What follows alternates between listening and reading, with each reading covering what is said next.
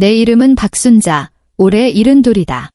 서울에서 가장 번화한 강남에 평생을 살아온 아파트 한 채가 있다. 그리 큰 집은 아니지만 위치도 좋고 햇볕도 잘 들어 집안 구석구석 돌아가신 남편과의 추억이 깃들어 있었다. 남편이 떠난 후 텅 빈 집을 혼자 지키는 것도 나름 조용하고 괜찮았다. 하지만 그 고요함은 아들 박영수와 며느리 이지연이 이사온 그날로 완전히 끝장나고 말았다. 그들이 이사온 이유는 아주 번지르르했다. 어머니, 혼자 계시면 저희가 마음이 안 놓여요. 저희가 모시고 사는 게 편하죠. 듣기에는 하늘이 감동할 효심 같았지만 70평생을 살아온 내 눈에는 다 뻔히 보였다. 그들의 눈길은 늘 은근슬쩍 서재 서랍 안에 붉은 보자기에 싸둔 등기권리증으로 향했다. 특히 내 며느리 이지연의 그 효심은 정말이지 감당하기 힘들 정도였다. 그 애는 매일같이 갖가지 보양식을 고아와서는 꿀이라도 바른 듯한 미소를 지으며 내 앞에 내밀었다. 어머니, 이거 제주도에서 사람 시켜 구해온 흑염소예요. 몸에 엄청 좋대요. 얼른 따뜻할 때 드세요. 국물에서 진한 향이 나긴 했지만 입에 넣으면 어딘가 모를 꿍꿍이 속 냄새가 나는 것 같았다. 탕을 다 마시고 나면 그 애는 을에 내 옆에 앉아 등을 주무르며 매일 하던 말을 시작했다. 어머니, 요새 서울 공기가 너무 안 좋잖아요. 연세 드신 분들 건강에 해로워요. 영수 고문의 시골은 공기가 얼마나 달콤한지 기억나세요? 나는 고개를 끄덕였지만 아무 말도 하지 않았다. 내가 반응을 보이자 그 애는 바로 말을 이어갔다. 제가 영수 씨랑 얘기해봤는데요. 이참에 강남 아파트는 팔아버리는 게 어떨까 싶어요. 지금 팔면 돈도 꽤 되잖아요. 그 돈으로 시골에 마당 있는 큰 집 사서 도우미 분도 두엇 붙여드리고요. 어머니는 평소에 꽃도 심고 풀도 가꾸면서 지내시면 얼마나 편하시겠어요. 그 애가 그리는 미래는 참 아름다웠지만 이 추억 가득한 집을 떠나야 한다는 생각만 하면 가슴이 꽉 막히는 기분이었다. 게다가 그 애의 눈에서는 탐욕에 가까운 빛이 번뜩였고 그 빛은 본능적으로 나를 경계하게 만들었다. 나는 늘 허허 웃으며 둘러댔다. 늙어서 이제 어디 옮기는 것도 귀찮아. 살던 데가 편해. 그럴 때마다 이지연의 얼굴에 걸려있던 미소는 순간 굳어졌다가 금세 아무렇지 않은 척 돌아왔지만 그 찰나의 싸늘함은 내 눈에 똑똑히 보였다. 아들 영수는 옆에서 거들었다. 엄마, 지연이도 다 엄마 좋으라고 그러는 거예요? 그냥 지연이 말 들어요? 걔가 일처리 하나는 확실하잖아요. 내 아들. 내가 10달을 품어 낳은 내 아들이 이제는 나를 사리 분별 못하는 고집쟁이 늙은이 보듯 낯선 눈으로 쳐다봤다. 추석이 가까워진 어느 날 나는 차례상 준비도 하고 아이들 용돈도 줄 겸 현금을 좀 찾으러 은행에 갔다. 집 근처에 있는 은행이라 직원들 대부분이 낯이 익었다. 내 업무를 봐준 직원은 김군이라고 불리는 젊은 청년이었는데 웃을 때 보조개가 쏙 들어가는 게 나를 볼 때마다 어머님, 어머님 하며 싹싹하게 굴었다. 그는 평소처럼 재빨리 일을 처리해주고는 빳빳한 새지폐와 카드를 건네주면서 내 손바닥을 슬쩍 긁었다. 나는 잠시 멈칫했다. 그는 내 손에 접힌 쪽지 하나를 잽싸게 쥐어주며 입모양으로 2글자를 말했다. 조심 후 그의 눈빛은 평소의 가벼운 인사가 아닌 걱정과 진중함으로 가득 차 있었다. 나는 심장이 쿵 내려앉는 것을 느꼈다. 애써 태어난 척 그에게 웃어 보이고 은행을 나섰다. 사람이 없는 길모퉁이에 가서야 떨리는 손으로 쪽지를 펼쳤다. 쪽지에는 단정한 글씨가 적혀 있었다.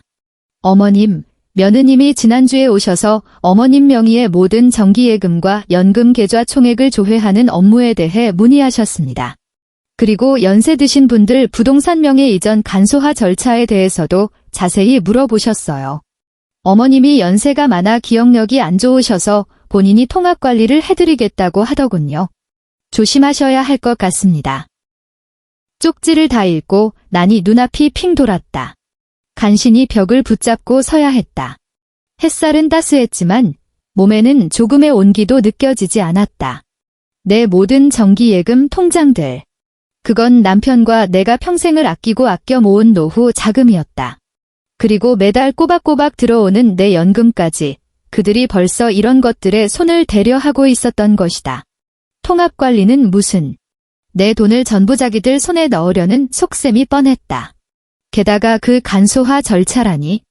상상만 해도 끔찍했다. 내가 조금만 더 정신이 없었다면 어느 날 그들의 감언이설에 속아 얼떨결에 명예 이전 서류에 내 이름을 적고 말았을지도 모른다. 집에 돌아오니 이지연이 콧노래를 부르며 부엌에서 분주하게 움직이고 있었다. 냄비에서는 또 무슨 십전대보탕 같은 게 끓고 있었다. 진한 향기가 풍겨왔지만 속이 메스꺼워질 뿐이었다. 나는 치밀어 오르는 역겨움과 분노를 억누르고 피곤한 척 허리를 부여잡으며 거실로 들어섰다. 아이고, 내 허리야. 오늘은 왜 이렇게 쑤시는지 모르겠네. 이지연이 당장 부엌에서 뛰쳐나와 걱정스러운 얼굴로 나를 부축했다. 어머니, 왜 그러세요? 허리 삐끗하셨어요. 제가 파스 좀 찾아다 드릴게요. 나는 그 말을 기다렸다는 듯이 말했다. 파스는 너희 안방 침대 옆 협탁 두 번째 서랍에 있을 거다. 내가 좀 갖다 주렴. 그 애는 조금의 의심도 없이 안방으로 들어갔다. 나는 그 뒤를 따라가 문가에 섰다. 며느리가 허리를 숙여 서랍을 뒤지는 순간 재빨리 방 안을 훑어보았다. 내 시선은 침대 옆 협탁 위에 놓인 가족 앨범에 멎었다. 심장이 쿵 내려앉았다. 나는 중요한 물건을 낡은 책이나 앨범 사이에 끼워두는 버릇이 있었다. 그게 가장 안전하다고 생각했기 때문이다. 내 정기예금 통장 몇 개와 개인 인감이 바로 이 영수가 어릴 때부터 커가는 모습이 담긴 앨범 속에 끼워져 있었다. 나는 버티기 힘든 척 문틀에 기대며 말했다. 찾았니? 그 갈색 병 말이다. 어머니, 잠시만요. 찾았어요. 그 애는 파스를 들고 내 쪽으로 몸을 돌렸다. 그 애가 몸을 돌리는 순간 나는 똑똑히 보았다. 앨범이 옮겨져 있었고 가장자리에는 내가 기억하는 위치와 전혀 다른 새로운 자국이 나 있었다. 그 순간 내 마음은 싸늘하게 식어버렸다. 며느리가 나를 소파까지 부축해와서는 살갑게 파스를 발라주려는 것을 내가 직접 하겠다며 부엌으로 돌려보냈다. 나는 소파에 홀로 앉아 있었다. 한때는 따스했던 이 집이 이제는 거대한 얼음 창고 같았다. 그들의 매일 같은 안부 인사, 정성껏 준비한 보양식, 전원 생활에 대한 아름다운 묘사 뒤에는 이토록 적나라한 계산과 탐욕이 숨어 있었다. 그들은 내 동의를 기다리는 것이 아니었다. 기회를 찾고 있거나 혹은 기회를 만들어서 내 모든 것을 자기들 것으로 만들려 하고 있었다. 안 돼, 이대로 앉아서 당할 수만은 없어. 이 집과 이 돈은 남편과 내가 평생 피땀 흘려 모은 것이고 내 노후를 기댈 유일한 버팀목이며 한 인간으로서의 마지막 존엄이었다. 나는 아무런 티도 내지 않았다. 다음 이틀 동안 나는 평소처럼 이지연이 끓여온 탕을 마시고 그녀의 지겨운 잔소리를 들었다. 하지만 내 마음은 이미 돌처럼 단단해져 있었다.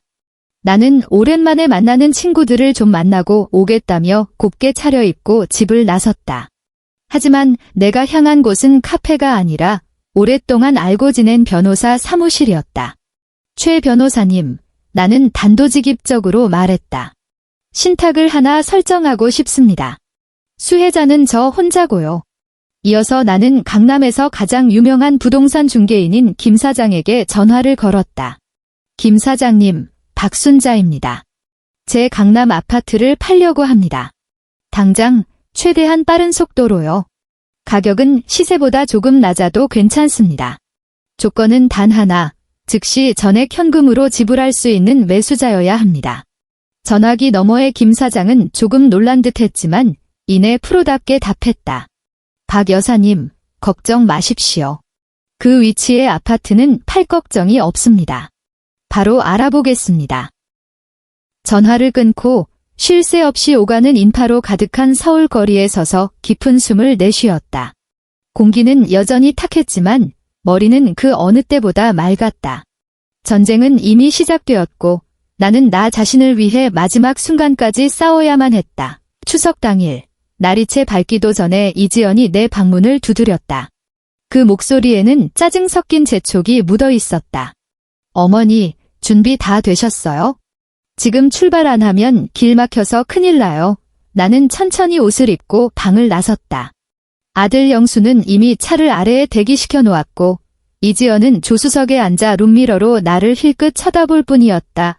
나는 말없이 뒷좌석에 앉았다. 차 안의 공기는 숨막힐 듯 무거웠다. 이지연은 차에 타자마자 불평을 쏟아내기 시작했다. 오늘따라 사람이 너무 많다느니 길이 쭉 끓듯 막힌다느니 투덜대다가 은근슬쩍 내가 아침에 굼뜨게 움직여 최적의 출발 시간을 놓쳤다고 비꼬았다. 나는 눈을 감고 못 들은 척했다. 내가 반응이 없자 그 애는 아예 대놓고 말을 꺼냈다. 목소리는 크지 않았지만 반박을 허용하지 않는 명령조였다. 어머니, 시골에 있는 그 마당 딸린 집 말이에요. 저희가 사람 시켜서 봐뒀는데 환경이 정말 좋대요. 어머니가 결정만 하시면 돼요. 이번에 내려간 김에 딱 좋네요. 삼촌이랑 고모들 앞에서 이 일 발표해버리죠 뭐. 그래야 나중에 뒤에서 저희가 어머님 서울에 혼자 내버려뒀다고 불효자식이라고 수군대지 않을 거 아니에요. 그 애는 상의해봐요. 어떠세요? 같은 예의 차리는 말조차 생략하고 대뜸 발표라는 단어를 썼다. 마치 내 집을 팔고 내 노후를 결정하는 것이 자기의 당연한 업무이고 나는 그저 꼭두각시처럼 고개만 끄덕여주면 되는 것처럼. 나는 여전히 눈을 감은 채 목구멍으로 겨우 두 글자를 뱉어냈다. 피곤하다. 이지연이 룸미러로 나를 쏘아보더니 입안으로 무언가 작게 욕을 짓거렸다. 똑똑히 듣지는 못했지만 좋은 말일 리가 없었다. 운전대를 잡은 아들 영수는 앞만 볼 뿐 차 안에 자기 혼자만 있는 것처럼 굴었다. 이 집에는 이미 온 길하고는 찾아볼 수 없었다. 2시간 남짓 달렸을까? 차가 천안휴게소로 들어섰다. 고속도로를 달리던 차들과 사람들이 모두 이곳에 모여들어 휴게소 전체가 시끌벅적했다. 영수는 주차를 하고 이지연과 먼저 내려 스트레칭을 했다. 나는 오래 앉아 있었더니 다리가 저리고 뻣뻣해져 한동안 일어설 수가 없었다. 차 문을 붙잡고 다리를 천천히 차 밖으로 빼내는데 그 동작이 마치 영화의 슬로모션 같았다. 밖에서 기다리던 이지연이 참을성을 잃고 허리에 손을 얹은 채 차 안을 향해 소리쳤다.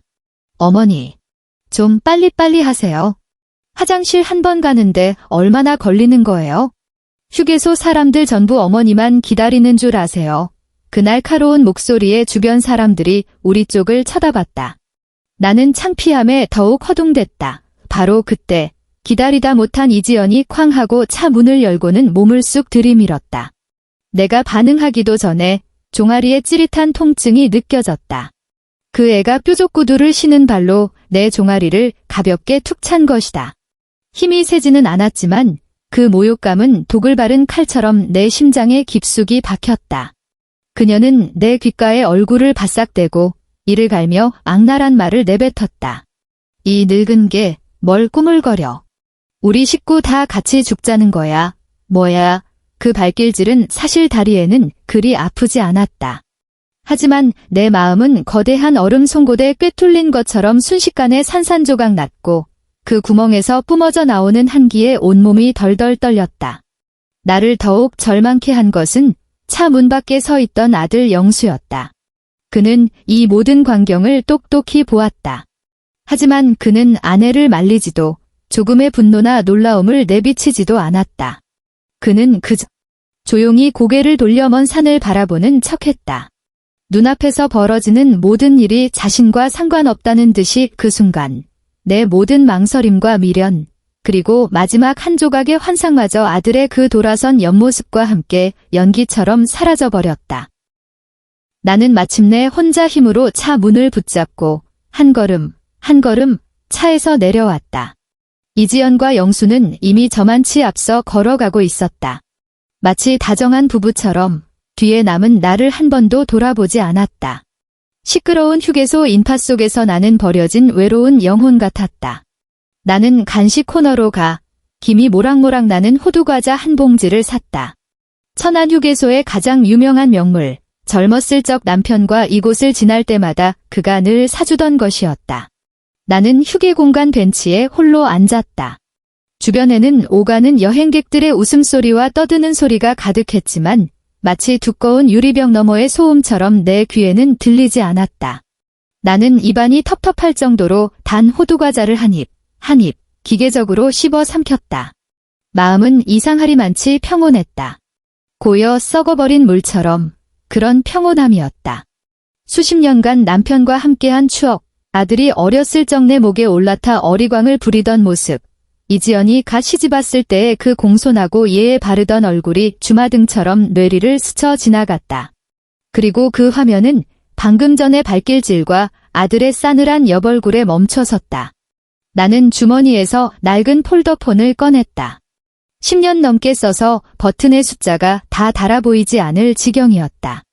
영수와 이지연은 요즘 세상에 누가 이런 골동품을 쓰냐며 스마트폰으로 바꾸라고 몇 번이나 비웃었지만 나는 끝까지 고집을 부렸다. 지금 생각하니 바꾸지 않은 게 천만다행이었다. 나는 폴더를 열고 외울 정도로 익숙한 번호를 눌렀다. 전화는 금방 연결되었다. 김 사장님, 내 목소리는 나 자신도 놀랄 만큼 차분했다. 저 박순자입니다. 아, 박 여사님. 안녕하세요. 안녕하세요. 무슨 일이십니까? 김 사장의 목소리는 언제나처럼 활기찼다. 나는 저 멀리 차에 기대 웃고 떠드는 아들과 며느리의 뒷모습을 바라보았다. 눈시울이 뜨거워져 눈물이 쏟아질 뻔했지만 나는 억지로 그 시큰함을 삼켜냈다. 나는 전화기에 대고 딱 한마디만 했다. 김 사장님, 계약 진행하시죠. 바로 실행해주세요. 알겠습니다. 박 여사님, 좋은 소식만 기다리고 계십시오. 전화를 끊고 마지막 남은 호두과자 한 알을 입에 우겨 넣었다. 천천히 씹어 삼켰다. 맛이 달고도 썼다. 내 파란만장했던 인생처럼. 오늘부터 내 인생은 다른 맛이 될 것이다. 다시 2시간 가까이 흘러 우리는 마침내 전주 시골의 고향집에 도착했다. 집은 크지 않은 전통 한옥으로 작은 마당이 딸려 있었다.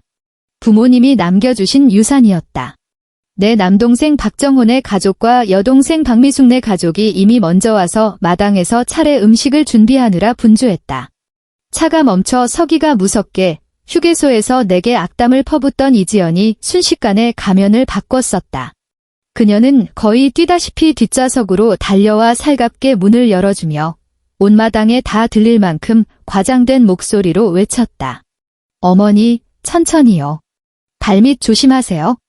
아이고, 우리 어머님 연세도 있으신데 이렇게 오래 차 타시느라 힘드셨겠어요.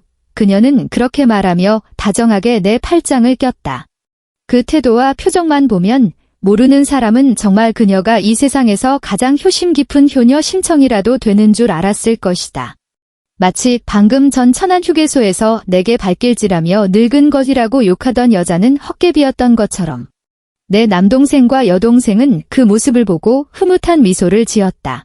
성격 급한 남동생 박정호가 다가와 아들 영수의 어깨를 툭 치며 큰 소리로 말했다. 영수야, 장가 잘 갔다. 지연이 봐라, 얼마나 싹싹하고 효심이 깊냐. 이지연은 곧바로 겸손하게 고개를 숙이며 부끄러운 듯 얼굴을 붉혔다. 삼촌, 과찬이세요. 당연히 제가 해야 할 일인걸요에 그녀는 이어서 차에서 바리바리 싸온 선물 꾸러미를 꺼내 그 자리에 있는 모든 사람에게 살갑게 나눠주었다. 남동생과 여동생은 물론 그 아이들까지 한 명도 빼놓지 않았다. 삼촌, 이건 삼촌 드리려고 산 약주예요. 고모, 이건 올해 제일 유행하는 스카프고요. 이건 아이들 주려고 산 최신 게임기예요. 순식간에 마당은 그녀를 향한 칭찬으로 가득 찼다. 그녀는 친척들 사이를 능숙하게 오가며 모두의 관심을 한 몸에 받는 것을 즐겼다. 마치 그녀가 이 집의 안주인이라도 되는 것처럼. 나는 그녀의 배려로 마당 툇마루에 앉혀졌고 그녀는 일부러 쿠션까지 내 등 뒤에 받쳐주며 말했다. 어머니는 푹 쉬세요. 이런 일은 저희 젊은 사람들이 하면 돼요. 나는 분주하게 움직이는 그녀의 뒷모습을 보며 속으로 냉소했다. 참으로 대단한 연기였다. 배우를 했어야 할 인재가 아까울 따름이었다. 번거로운 차례가 마침내 끝났다. 땅거미가 지고 온 가족이 마당의 큰 평상에 둘러앉아 저녁을 먹을 채비를 했다. 상 위에는 차례상에 올렸던 음식과 집에서 만든 반찬들이 가득했고 동생은 직접 담근 막걸리를 꺼내왔다. 남자들은 술잔을 기울이고 여자들은 수다를 떨었으며 아이들은 마당에서 뛰어놀았다. 누가 봐도 화기애애한 풍경이었다. 술이 몇 순배 돌고 음식을 어느 정도 먹어 모두의 기분이 가장 풀어졌을 때였다. 이지연은 때가 왔다고 생각한 모양이었다. 그녀는 숟가락으로 자기 앞에 술잔을 가볍게 톡톡 쳐서 맑은 소리를 냈다. 그 소리에 모두의 시선이 그녀에게로 쏠렸다. 시끌벅적하던 밥상이 순간 조용해졌다. 이지연은 헛기침을 한 번 하고는 엄숙하면서도 감정이 충만한 표정을 지으며 장광설을 늘어놓기 시작했다. 삼촌, 고모, 그리고 여러 친척 어르신들. 오늘 추석을 맞아 다 같이 모인 자리에서 제가 어머님에 관한 중요한 일을 하나 말씀드리려고 합니다. 그녀는 먼저 상석에 앉은 나를 애틋한 눈빛으로 바라보았다. 눈가에는 눈물까지 살짝 고여 있었다. 다들 아시다시피 아버님이 돌아가신 후에 어머님께서 서울에서 혼자 지내셨잖아요. 저희 자식된 도리로 마음이 영 편치가 않았어요. 혼자 집에 계시면 외로우실까, 어디 찌거나 넘어지실까, 늘 마음 한구석에 돌덩이를 얹고 사는 기분이었죠. 그녀는 잠시 말을 멈추고 휴지로 있지도 않은 눈물을 닦는 신용을 하더니 울먹이는 목소리로 말을 이었다. 저하고 영수 씨가 어떻게 하면 어머님께 더 효도할 수 있을까? 어떻게 하면 어머님 노후를 더 편안하고 행복하게 해드릴 수 있을까? 정말 밤낮으로 고민했어요. 여러 방법을 생각하고 또 생각한 끝에 마침내 가장 좋은 방법을 찾아냈습니다. 여기까지 말한 그녀의 목소리는 갑자기 높아지며 기쁨으로 가득 찼다. 마치 엄청난 희소식을 발표하는 사회자처럼. 그녀는 자리에서 일어나 친척들을 한 바퀴 둘러보더니 큰 소리로 선언했다. 저희 결정했습니다. 어머님이 지금 사시는 강남 아파트를 팔기로요. 그리고 그 돈으로 시골에 바로 이 근처에 어머님을 위한 최고의 요양 빌라를 사드릴 겁니다. 큰 마당도 있고 간병인도 붙여드리고 최신 물리치료 시설까지 완비된 곳으로요. 서울의 그 시끄러운 환경에서 벗어나 저희 모두의 곁에서 신선한 공기 마시면서 편안하게 노후를 보내시게 해드릴 거예요. 그녀의 말이 끝나자 친척들은 잠시 멍하니 있다가 이내 떠들썩한 반응을 쏟아냈다. 아이고, 진짜야. 그거 정말 잘 됐네. 지연이가 정말 속이 깊구나. 생각하는 것 좀 봐. 그래, 영수가 너처럼 현명한 아내를 얻은 건 팔자에도 없는 복이야. 욱하는 성질의 내 남동생은 특히나 흥분해서 무릎을 탁 쳤다. 그거 좋은 생각이다. 대도시에 살아봤자 좋을 거 하나 없어. 역시 시골이 편하지. 누나, 그냥 애들 말 들어. 쟤들이 누나를 해치기라도 하겠어? 이지연의 얼굴에는 의기양양함과 만족감이 가득했다. 그녀는 가볍게 허리를 숙이며 사방에서 쏟아지는 찬사를 즐겼다. 마치 큰 공을 세운 영웅처럼. 그녀는 마지막으로 결론을 내렸다. 이 일은요, 저희가 거의 다 알아봤어요. 시골 집도 봐뒀고요. 오늘 이렇게 삼촌, 고모들께 정식으로 알려드려서 다 같이 기뻐하시라고 말씀드리는 겁니다. 그 모든 것이 자기 손안에 있다는 듯한 자신만만한 모습이 참으로 눈꼴시었다. 이지연이 가장 의기양양해서 허영심을 한껏 채우고 다음 칭찬 세례를 받으려 자리에 앉으려는 바로 그 순간 내 낡은 핸드폰이 때 아닌 벨을 울렸다. 단조롭고 날카로운 벨소리가 시끌벅적한 밥상 위에서 유난히 도드라졌다. 모든 사람의 시선이 내게로 쏠렸다. 나는 느릿느릿 주머니에서 핸드폰을 꺼내 발신인을 확인했다. 김 사장이었다. 나는 서둘러 받지 않고 모든 사람이 보는 앞에서 작은 스피커폰 버튼을 눌렀다. 그러고 나서야 통화 버튼을 눌렀다. 전화기 너머에서 부동산 김 사장의 그 특유의 우렁찬 목소리가 터져나왔다.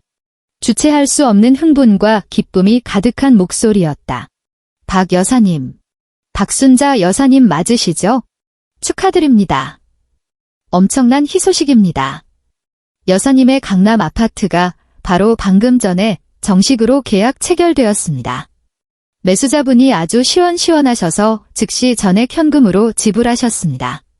방금 매매대금 30억 원 전액이 여사님께서 지정하신 신탁계좌로 한 푼도 빠짐없이 입금 완료되었습니다. 축하드립니다.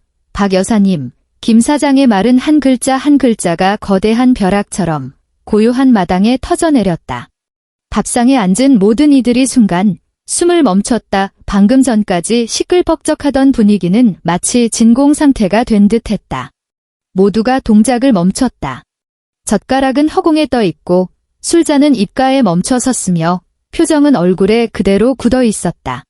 술기운에 붉게 달아올랐던 남동생 박정호의 얼굴은 핏기가 싹 가신 채 입이 떡 벌어져 다물어지질 않았다. 그리고 이 모든 관심의 중심에 있던 이지연. 그녀의 얼굴에 걸려있던 미소는 순식간에 얼어붙은 폭포처럼 우스꽝스럽게 입가에 매달려 있었다. 방금 전까지만 해도 의기양양하게 빛나던 두 눈은 순식간에 모든 빛을 잃고 오직 망연자실함과 믿을 수 없다는 표정만 남아있었다. 몇 초 후 그 굳어버린 그림은 날카로운 비명소리에 산산조각 났다. 뭐라고요? 이지연의 목소리는 목이 졸린 듯 쉬고 갈라져 있었다. 팔렸다고요. 그녀는 횡나를 돌아보았다. 그 곱던 얼굴은 극도의 충격과 분노로 일그러져 더 이상 온화하고 현숙한 며느리의 모습은 찾아볼 수 없었다. 어머니, 저희 몰래 집을 파셨어요. 그녀의 고함의 옆에 있던 아들 영수도 정신을 차렸다. 그는 벌떡 자리에서 일어섰다. 얼굴은 시뻘겋게 달아올라 있었다. 부끄러움이 아니라 속았다는 분노 때문이었다. 그는 나를 향해 손가락질하며 목소리를 떨었다. 엄마, 어떻게 이러실 수가 있어요? 이렇게 큰 일을 어떻게 저희랑 상의 한마디 없이 혼자 결정하세요? 그들의 질책은 독파른 화살 같았지만 더 이상 내게는 아무런 상처도 주지 못했다. 나는 천천히 상을 짚고 일어섰다. 나는 그들을 상대하지 않고 먼저 경악한 표정의 친척들을 둘러보았다. 그들의 눈에는 혼란과 의아함, 심지어 나를 향한 약간의 책망까지 섞여 있었다. 좋았다. 나는 바로 이들이 똑똑히 보고 똑똑히 듣기를 바랐다. 마지막으로 내 시선은 분노로 되지간 빛깔이 된 이지연의 얼굴에 멎었다. 내 목소리는 크지 않았지만 이상할 만큼 또렷했고 한 글자 한 글자가 망치처럼 모두의 심장에 내리꽂혔다. 왜냐하면 나는 입을 열었다. 목소리는 무서울 정도로 차분했다. 바로 오늘 오후 서울에서 여기로 오는 길에 천안휴게소에서 방금 전 나에게 최고의 노후를 보장해주겠다고 큰소리치던 저 효심지극한 며느리가 내 손가락은 정확하게 그녀를 향했다. 내가 차에서 조금 늦게 내렸다고 자기 시간을 몇 분 뺏었다는 이유로 나를 발로 차고 귓가에 대고 이 늙은 개라고 욕을 했기 때문이지. 사방에서 경악의 탄식이 터져나왔다. 나는 멈추지 않고 내 아들, 내 하나뿐인 아들 박영수를 돌아보았다. 그리고 내 아들은 나는 그를 가리켰다. 목소리에는 나조차 몰랐던 떨림이 섞여 있었다. 내 친아들은 자기 아내가 제 어미를 어떻게 모욕하는지 두 눈으로 똑똑히 보고도 고개를 돌려버렸단다. 아무것도 못 본 척했지. 마당은 순식간에 발칵 뒤집혔다. 성질이 불같은 내 남동생 박정호가 쨍그랑 소리를 내며 술잔을 상에 내리쳤다. 사방으로 사기 조각이 튀었다. 그는 벌떡 일어나 쏜살같이 이지연 앞으로 달려가 그녀의 코앞에 손가락질하며 고래고래 소리를 질렀다. 이 독사 같은 년. 내가 지금 사람 말을 하는 거야? 사람의 탈을 쓰고 할 짓이야? 우리 누나가 영수 하나 어떻게 키웠는데 내가 우리 누나한테 이래? 내 양심은 개나 줘버렸냐? 내 여동생 박미숙도 온몸을 부들부들 떨며 영수를 향해 울부짖었다. 영수아, 내가 어떻게 그럴 수가 있니? 내 엄마야. 내 친엄마. 다른 사람도 아니고 내 마누라가 엄마를 그렇게 모욕하는데 그걸 눈뜨고 보고만 있어? 찍소리도 못하고. 친척들이 이지연과 영수를 보는 눈빛은 불과 몇 분 전의 부러움과 칭찬에서 이제는 숨김없는 경멸과 분노, 그리고 침을 뱉고 싶은 혐오로 바뀌어 있었다. 이지연의 얼굴은 불그락푸르락했다. 그녀는 변명을 하려 입술을 파르르 떨었지만 아니에요. 저는 그게 아니라 내 차분하고 단호한 시선 앞에서 그녀의 모든 거짓말은 너무나 초라하고 힘이 없었다. 그녀의 말은 갈갈이 찢어져 제대로 된 문장 하나 만들지 못했다. 마침내 모든 위장이 벗겨지고 모든 속셈이 백일화에 드러나자 그녀는 완전히 무너져 내렸다. 그녀는 더 이상 변명하지 않고 히스테릭하게 소리를 지르며 자신의 가장 추악하고 진짜 얼굴을 드러냈다. 그래서 뭐요? 그 집은 원래 우리 거였어야 해요. 늙은이가 그 많은 돈 쥐고 있어서 뭐 하게요? 어차피 영수한테 물려줄 거잖아요. 근데 이 늙은 게 뭔데 그걸 몰래 처분해요. 그 진심에서 우러나온 한마디는 그 어떤 증거보다도 강력했다. 나는 그녀를, 이제는 완전히 낯설어진 그 여자를 차갑게 쳐다보며 그녀에 대한 최종 판결을 내렸다. 그 집은 돌아가신 내 시아버지와 내가 평생을 피땀 흘려 마련한 집이기 때문이지. 등기부등본에는 내 이름이 적혀 있고 이제 그 집은 내 노후 자금이 되었다. 그리고 너희들은 내 시선은 그녀와 잿빛이 된 아들에게로 향했다. 단 한 푼도 가질 생각 마라. 꺼져. 너희 둘 다 당장 꺼져. 남동생 박정호가 마침내 폭발했다. 그는 영수의 멱살을 잡고 마치 죽은 개를 끌고 가듯 마당 밖으로 끌고 갔다. 이지연은 비명을 지르며 발버둥 쳤지만 뒤따라온 젊은 조카들에게 떠밀려 고향집 대문 밖으로 쫓겨났다. 대문이 쾅 하고 무겁게 닫히며 그들의 욕설과 싸움 소리를 차단했다. 나는 문 밖에서 그들이 서로를 탓하며 저주를 퍼붓는 소리를 어렴풋이 들었다. 이지연은 악을 쓰고 있었다. 다 너 때문이야. 이 쓸모없는 인간아. 내 엄마가 나한테 발로 차일 때 뭐라도 한마디 했어야지. 이제 꼴 좋다. 다 날아갔네. 영수는 소리쳤다. 내가 너무 서둘렀잖아. 이 멍청한 년아. 그 소란스럽고 악독한 다툼 소리는 지난 몇 년간 내가 들었던 그 어떤 음악보다도 아름답게 들렸다. 마당에는 잠시 정적이 흘렀다. 모든 친척이 내 주위로 모여들어 말없이 나를 바라보았다. 여동생 미숙이 나를 부축하며 굵은 눈물을 뚝뚝 흘렸다. 언니, 고생 많았네. 왜 진작 말 안 했어? 나는 더 이상 버틸 수가 없었다. 지난 몇 개월, 아니 몇 년 동안 쌓아왔던 서름과 억압, 외로움과 두려움이 그 순간 해방감과 함께 터져나와 본물 터진 듯한 눈물이 되어 흘러내렸다. 나는 여동생의 어깨에 기대어 목 놓아 울었다. 하지만 이번 눈물은 슬픔과 절망 때문이 아니었다. 마침내 나 자신을 위해 존엄을 그리고 자유를 되찾았기 때문이었다. 이제부터 나, 박순자는 오직 나 자신을 위해 살 것이다. 그 30억 원이 바로 내 새로운 인생의 가장 든든한 미천이었다.